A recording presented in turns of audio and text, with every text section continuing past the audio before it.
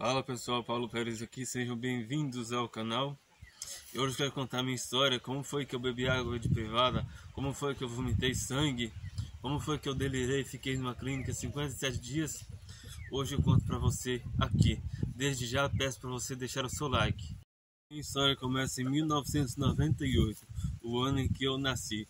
E desde os 7 anos de idade, mais ou menos, eu apresentava esquecimento, estresse e insônia. Os 3 problemas que, se você tiver, é um alerta para você procurar um neuro ou um psiquiatra. Mas todo mundo da família achava que era normal, tratava isso como uma coisa normal e eles não são culpados disso. O tempo passou, eu com esquecimento, com estresse, com insônia, e achava tudo normal e todo mundo achava normal.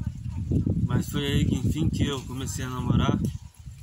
E um dia eu fui visitar minha namorada, eu já tinha meus 18 anos, 19 anos. Antes disso eu posei na casa da minha avó. E quando eu posei na casa da minha avó, eu senti que meu cérebro esquentava como se estivesse pegando fogo. Eu pensava, deve ser por causa do ceratocone, a doença que eu tenho na minha vista. Levei numa boa, não pensei em nada sobre o cérebro, sobre esquecimento, sobre transtorno e nada. Então, o que aconteceu? Eu fui para casa da minha namorada, chegando lá, fiquei no terceiro dia que eu fiquei lá, eu lembro que a minha namorada recebeu uma mensagem de um rapaz dizendo: "Eu te amo". Fiquei estressado, falei para ela, ela falou pro rapaz e o rapaz lembrou de mim. Eu peguei o celular da minha namorada, da minha ex, e ia responder o rapaz e comecei a temer. Ali eu já comecei a esquecer quem era eu. Pensei que nunca mais ia começar a tocar viola, comecei a delirar, senti muita dor no córtex pré-frontal, muito medo, queria que minha namorada ficasse só dentro do quarto, ela teve que deixar de ir pro culto para ficar comigo, eu sofri muito. E aí minha mãe ligou para casa da minha namorada, quis falar comigo, mas eu não consegui falar nada, porque eu só chorava muito e tinha muito medo. Então, aí a gente voltou para casa e eu peguei a viola com aquele cérebro lento, fraco, cansado. Então decidimos ir a um médico por indicação de pessoas daqui, do Mato Grosso, onde eu moro. E então, fomos ao médico. O médico, tratei com ele 6 anos, mais ou menos. E eu parei de delirar em 3 dias que eu estava tomando remédio, parei de brigar em casa, fiquei mais calmo. Em 6 meses recuperei minha consciência, então eu fiquei um pouco melhor. Já era um bom início.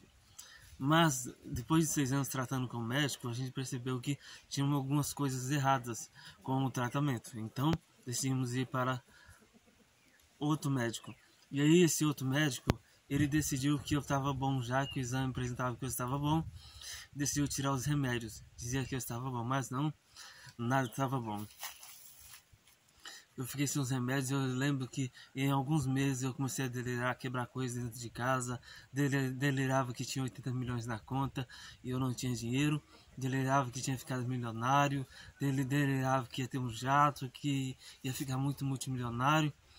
E eu brigava com meu pai, com minha mãe dentro de casa, não agredia verbalmente, não agredia fisicamente, mas verbalmente todo mundo.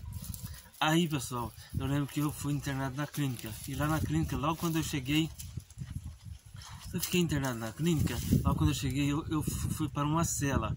E nessa cela preso, delirava muito. Eu lembro que chegou... quando você chega na clínica, lá nessa clínica Maia de Goiânia, quando eu cheguei, eu fiquei preso na cela porque eles avaliam o seu comportamento que você vai fazer. Se você for perigoso, eles são presos lá. E aí eles passavam o prato assim, pela grade da cela, o copo de suco, aquela comida péssima, uma comida muito ruim que eu comia lá. Sentia saudade da comida da minha mãe aqui em casa, que era muito boa. Eu moro na roça e eu não podia mais ver o sol nascer, o sol se pôr, e eu sofri muito, chorava muito, era para Deus me tirar de lá. Eu lembro que eu delirei muito, eu lembro que eu vomitava muito porque eu não queria que o remédio fizesse efeito, eu vomitava. Eles diziam assim: você está tomando muita água. Eu tomo muita água, mas não era água. Eles diziam: você está tomando muita água e essa água está fazendo você vomitar. Então vamos pegar sua garrafa. Então eles decidiram pegar a minha garrafinha dizendo assim: você está tomando muita água e está vomitando, vamos pegar sua garrafa, vamos deixar você sem água. E eles me deixaram sem água e eu fui ficando com a boca seca, com a boca seca, com a boca seca. Fui obrigado a beber água da privada porque não tinha outra saída. Sim, água da privada. Eu lembro que eu gritava os enfermeiros, sabe, eu preciso de água, estou com sede, e eles fingiam que não me ouviam, com muita maldade. Fui muito maltratado lá. Tinha um guarda lá, que ele iluminava com uma lanterna de bico a laser no meu olho, que já tinha doença, que eu tenho doença ceratocone, e a minha vista piorou muito quando ele iluminava no meu olho. E eu lembro também que chegou um rapaz uma vez e orou para mim e falou assim: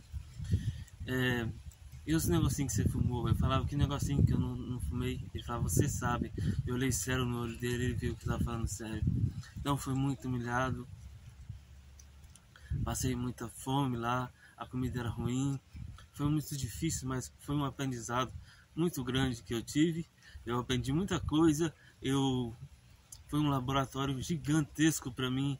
Eu passei a ter mais coragem, passei a viver mais a minha essência, o que é aquilo que é importante para a minha vida. E hoje não tenho traumas mais da clínica, eu venci a clínica e carrego ela ao meu lado como uma bagagem, como uma coisa que eu passei que me fortaleceu. Então essa é parte da minha história.